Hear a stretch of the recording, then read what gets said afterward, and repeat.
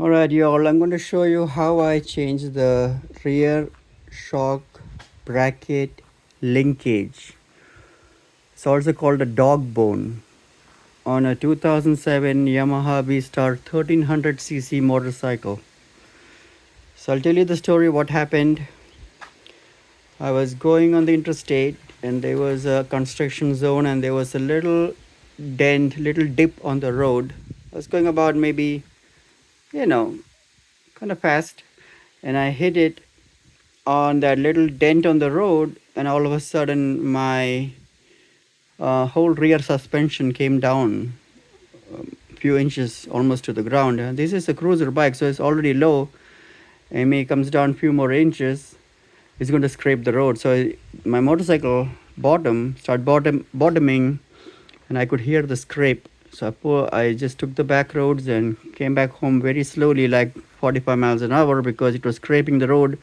I couldn't lean or turn the bike much when it comes to like curves because of this suspension broke. So what happened is really that once I brought it home, I looked at underneath it, and you can see the dog bone, or it's called the rear suspension linkage. That linkage for the rear suspension broke. That was this right there. You see, both of them broke. It's supposed to be one piece, like one piece, not supposed to be like this. So it kind of broke off from here. You can see it broke off from here, and it became like like a tool, became like a monkey wrench, you see. So yeah, it's supposed to be one piece like this, and yeah, once it broke off, the whole suspension dropped few inches and I started scraping the ground. And it has a little things, so you can see this is the thing. I kind of got it used because it's an older motorcycle, got it used, and this is how it looks like in the that holds the dog bone. So dog bones goes like this on both sides. That supports the suspension right there. That's how it goes, and holds the suspension up. So I replaced that with the original one right here. Well, I couldn't find the original one, so I went to eBay and ordered a used one, and that's how it looks. And you have to put it through here. So it has two big bolts on the top and on the bottom, two big bolts. Got to bolt it in. Make sure this dog bone, this is called the dog bone right there. There are two of them on both sides. You see?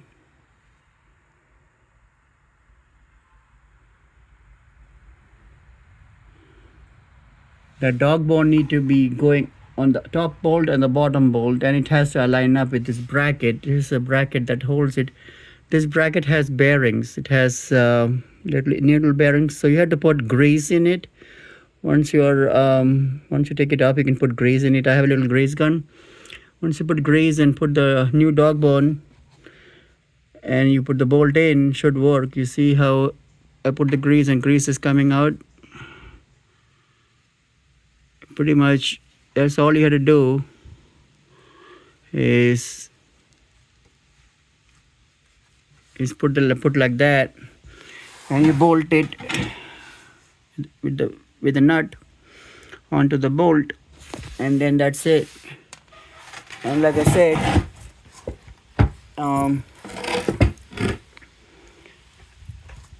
the tricky part is to lining up the dog bone, right?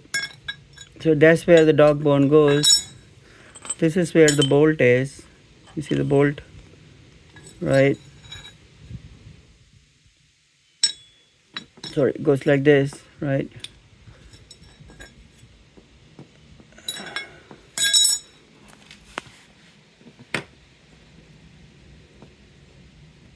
Yeah. So pretty much this goes on the shock, and the dog bone, you can see it goes like this on the top and the bottom. So this dog bone, the tricky part is to line up the dog bones, right, like that. You got to line it up. The thing is that the length may not be right because there is pressure on the rear wheel. So once you jack it up with the jack, you have to line the dog bone up with the holes on that thing. You see, to line up the dog bone with that, you have to have a jack and jack up the back wheel to take the pressure of the back wheel. Once the pressure is off, you can see it will start lining up. It will start lining up with the holes, which are these holes will line up with the frame for the dog bones to go in. If you don't jack it up, you won't be able to align it. If it doesn't line up, it won't work. So jack it up a little bit, and as you adjust the jack, you will see the holes and the dog bones getting lined up. Once they get lined up, you can put the bolt in, put some grease in. This is my grease gun right there. Once you grease it in, that should be it. Should be good to go.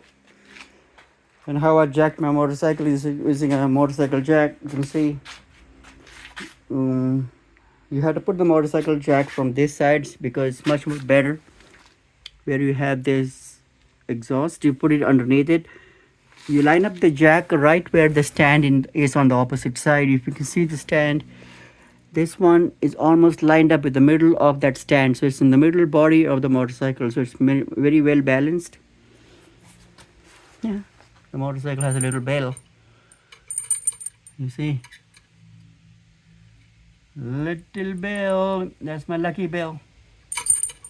Alright. So pretty much, what do?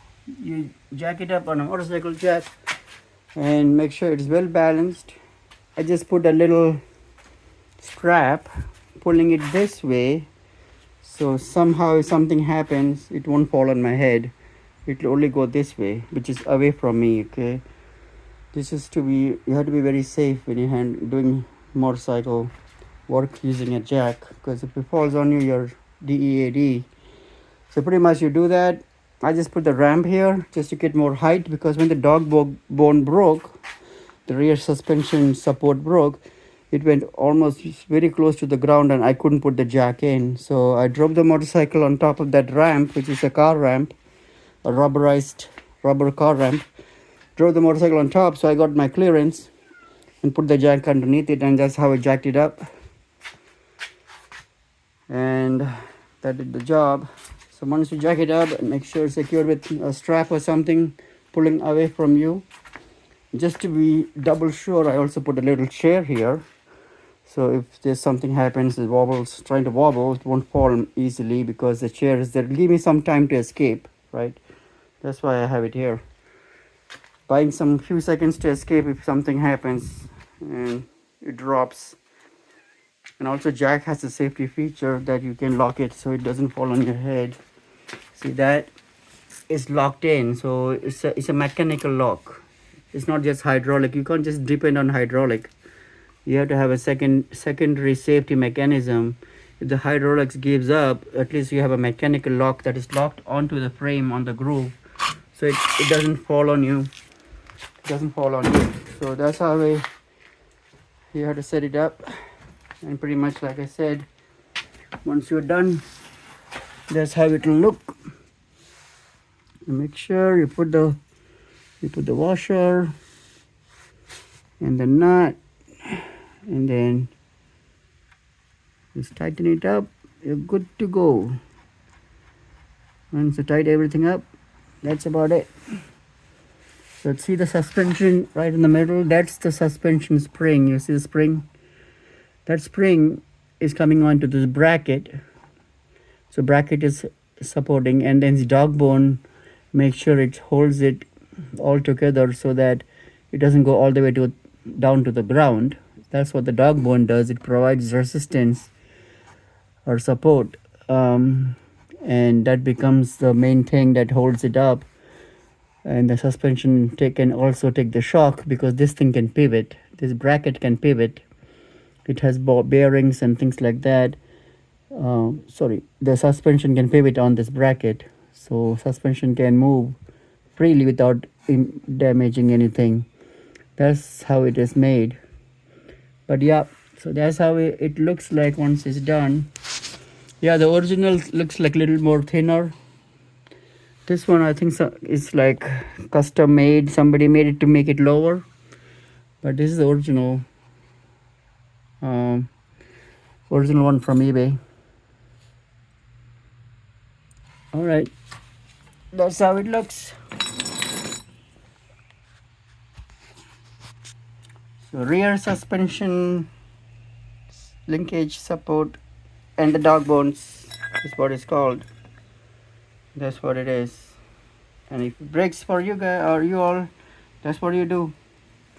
But about 2 hours of work, because the main work is jack it up, make sure it's safe, and then you got to take it out. You had to use a socket wrench or spanner. Sometimes the socket wrench won't get in there, so you have to use spanner, just regular spanner, because not much space there to work. Yep, that's about it.